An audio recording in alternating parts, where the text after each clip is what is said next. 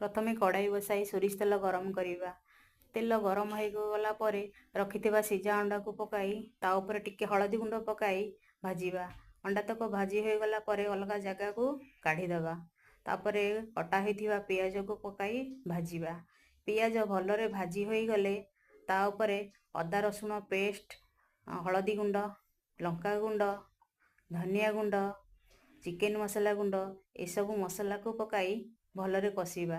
से सब भलरे कषि हो गले जे पर्यंत मसलारू तेल न छाड़ी से पर्यंत कषिबा। से सब भलरे कषि हो गले तापरे टिके पानी ओजाड़ी तापरे भलरे पुणी कषिबा।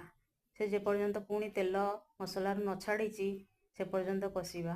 से तापरे टमाटो पकाई दबा, कस्तूरी मेथी टिके पकाइबा, लूण टिके पकाइबा। से सब को पुणी भलरे कषिबा जे पर्यंत टमाटो न सिझी से पर्यंत कषुथिबा। से कषि हो गला परे ताकू गोटे ग्लास गरम पानी पकाई ओजाड़ी दबा। से सब मसला फुटी हो गला परे पानी सब फुटी गला परे अंडा सब को पकाई घोड़ाई दबा। अंडा सब घोड़ाई दबा। से सब सिझी गला परे तापरे जुकु जेके हो गला परे तापरे धनिया पत्र, गरम मसला गुंड पकाई घोड़ाई दबा। हो गला हमर